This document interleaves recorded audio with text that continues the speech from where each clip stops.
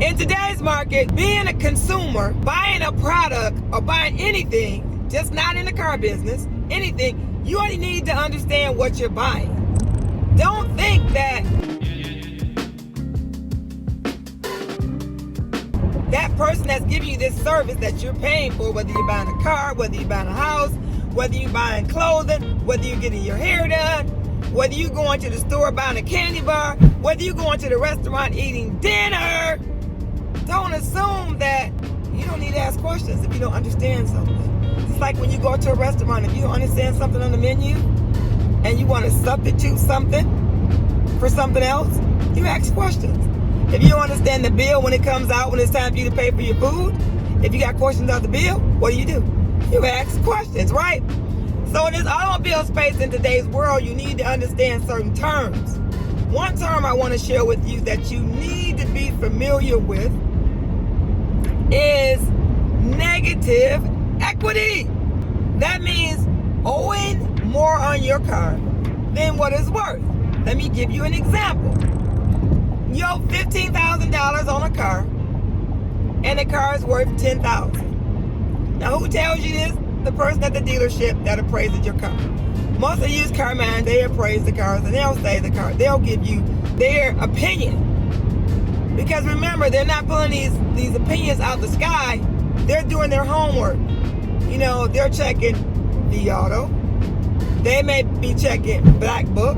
They may be checking any other appraisal system they have. They're checking. They're checking to see what the cars are going within the area. Might be 30 miles within the dealership. Might be 15. Might be 100. It just depends. They want to know what is everybody else is selling their car for. That particular car that you're trying to sell for. So you have $5,000 in negative equity. Now that negative equity needs to go somewhere.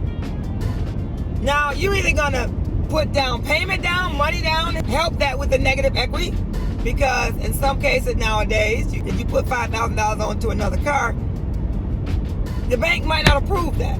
So you can either put more money down to help bury a little bit of that negative equity, or you can go get an outside loan and say, you know what, go to your credit union and borrow $5,000, and when the dealership is paying the $10,000, you come in with the $5,000 from the credit union because you're getting a personal loan from the credit union or your bank, and then you give it to the dealership to pay that car off so that the dealership can have a free and clear car.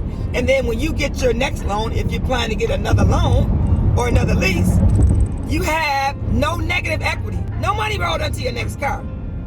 So just because you have negative equity doesn't mean that you have to roll on to a next car. Or you can shop your trade.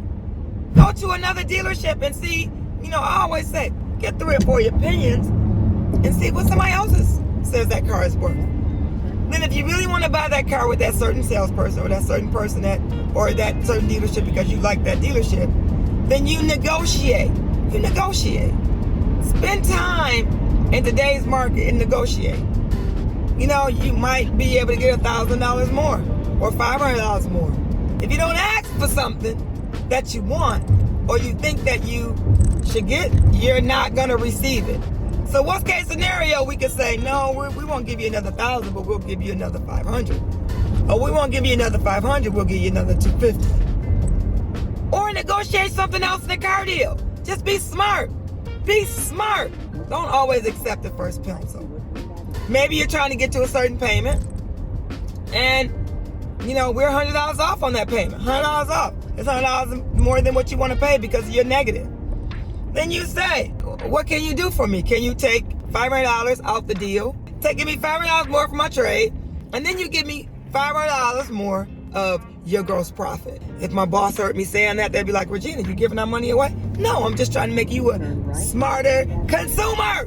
I want to make you a smarter consumer. That's what I want to do. I want to make you a smarter consumer.